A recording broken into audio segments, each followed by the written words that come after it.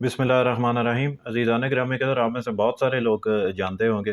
कि गुज़िश्ता दिनों अब्दुल जब्बार मौलवी अब्दुल जब्बार ने हसन अल यारी साहब को मुनाज़रे का चैलेंज किया और उसके बाद हसन अल यारी साहब ने मुनाज़रे का चैलेंज कबूल कर लिया। तो अब उन लोगों के पास और कोई दूसरा रास्ता नहीं बचा था अल्लाह यारी साहब से डिबेट करने का। तो इस वजह से अब्दुल जब्बार जो था,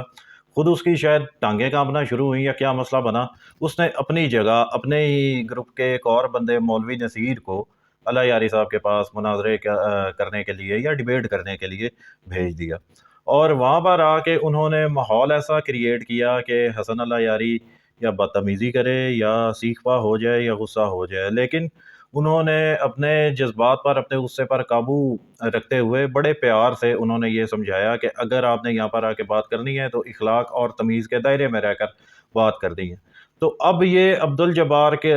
मौलवी अब्दुल जब्बार के लोगों को और मौलवी नसीर लोगों को ये वहाँ से फ़रार इख्तियार करने का या अल्लाह यारी के साथ डिबेट ना करने का, मुनाज़रा ना करने का एक तगड़ा बहाना मिल गया और वो इसमें काफ़ी हद तक कामयाब तो हुए। यानी जो उनका प्लान था कि उनको अल्लाह यारी से बात ना करने का बहाना मिला हुआ था, लेकिन बावजूद इसके जब लोगों के सामने हक़ाइक़ आए तो उन लोगों ने ये कहा, साफ सबको वाज़ेह हो गया कि इन लोगों ने ये भागने के लिए ये इस तरह की हरकत की है। तो उसके बाद बहुत ज़्यादा तनकीद का निशाना उनको बनाया गया और जो अल्लाह यारी साहब के साथ लोग अटैच्ड हैं, उन्होंने इस चीज़ को अच्छी तरह उन्होंने इस चीज़ को वायरल किया और लोगों तक ये उनकी हकीकत और उनकी मुनाफ़कत को पहुँचाया। तो अब उसके बाद मौलवी अब्दुल जब्बार एंड कंपनी को मज़ीद तनकीद का निशाना जो है वो बनाया जाने लगा और उनके ऊपर खूब तनकीद की गई उनकी उस हरकत की वजह से। तो अब की बार इन्होंने एक और चाल खेलने की कोशिश की। एक हफ़ीज़ुल्लाह चांडियो साहब के एक चाचू हैं जो एडवोकेट हफ़ीज़ुल्लाह चांडियो बन के आए थे और दर हकीकत वो अब्दुल जब्बार और मौलवी नसीर के ही ग्रुप का बंदा था, ग्रोह का बंदा था और कुरान पाक के मौजू को लेकर आके उस तरह बातें शुरू कर दी। अब इनका मकसद ये था कि अगर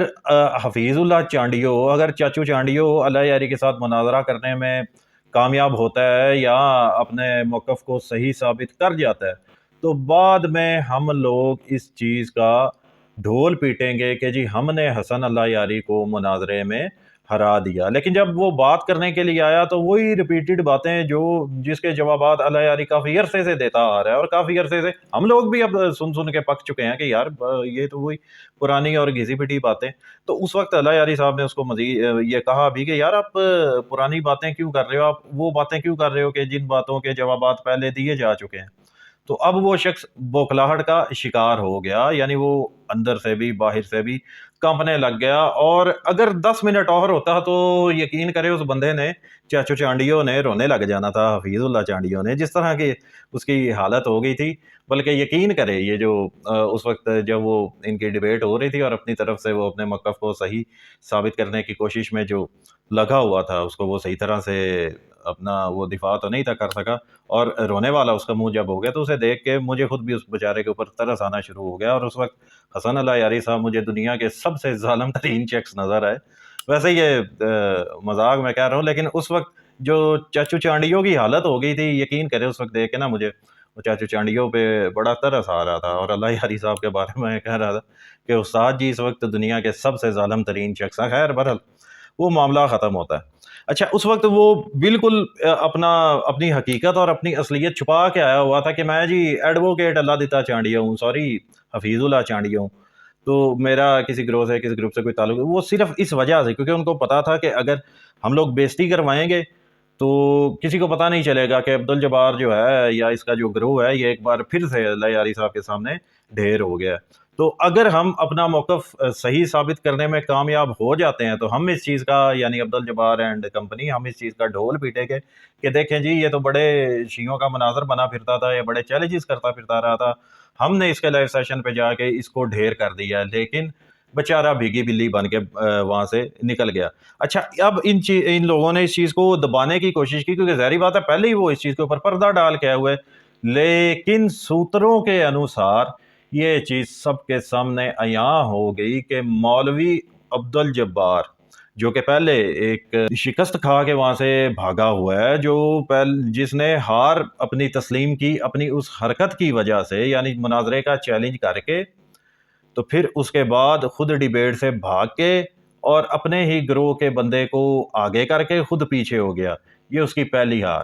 اور جو ان لوگوں نے آ کے اس لائیو سیشن میں حرکت کی تھی، وہ بات میں دہرانا نہیں چاہتا، سب کو پتہ ہے۔ اور جن لوگوں کو نہیں پتا، وہ مولوی عبد النصیر کی اور اللہ یاری صاحب کی جو ڈیبیٹ ہوئی ہے، وہ ڈیبیٹ کیا ہوئی ہے، جو انہوں نے بھاگنے کا جو طریقہ اختیار کیا ہوا تھا، وہ آپ ویڈیو ملاحظہ فرما لیجئے گا، اور جن کو پتہ ہے ان کو تو پتہ ہی ہے۔ خیر، وہ ان لوگوں کی وہ دوسری ہار۔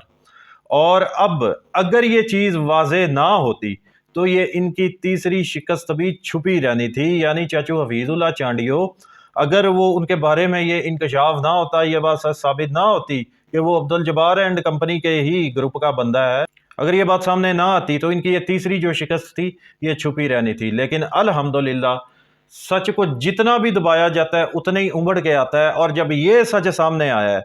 تو عبد الجبار اینڈ کمپنی کو، مولوی نصیر کو، اب یہ چاچو چانڈیوں کو اپنی تیسری شکست مبارک ہو، اور مکتبہ اہل بیت علیہ السلام سے تعلق رکھنے والے کو، عبد الجبار اینڈ کمپنی کے لوگوں کی طرف سے ان کے اوپر آپ کو جو تیسری فتح حاصل ہوئی ہے، آپ کو یہ فتح مبارک ہو۔ اور باقی یہ لوگ جو ناکام کوشش کرتے رہتے ہیں کہ جی حسن اللہ یاری اور جو شیعوں کی اکثریت ہے یہ قرآن پاک کو نہیں مانتی، اور جس طرح یہ مانتی ہے اس طرح ماننے سے کوئی فرق نہیں ہے۔ سب سے پہلی بات تو یہ قرآن پاک کے حوالے سے اگر میں مختصر یہ بات کرتا چلوں، جو اللہ یاری صاحب کا بھی موقف ہے، جو مجھے اب تک سمجھ آیا ہے، بلکہ جو حقیقت ہے جو سمجھ آیا ہے، اور وہ یہ ہے کہ قرآن پاک کی جتنی بھی آیات اس وقت موجود ہیں، صورتیں ہوں، پارے ہوں، یا آیات ہوں، یا حروف ہوں، تمام شیعوں کا اس چیز کے اوپر اجماع ہے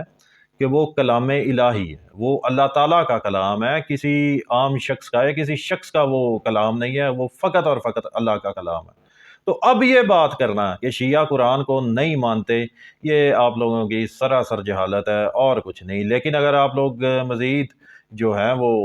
اعتراضات کرتے رہو گے تو مجبوراً شیعوں کو وقتاً فوقتاً جس طرح دکھاتے رہتے ہیں، آگے بھی اسی طرح ہی چلتے جائیں گے۔ وہ پھر لوگوں کو بتاتے جائیں گے کہ جن کو آپ سیہائے ستہ کہتے ہو، وہ سیہائے ستہ نہیں ہے، وہ اغلاط ستہ ہے۔ وما علینا الا البلاغ المبین۔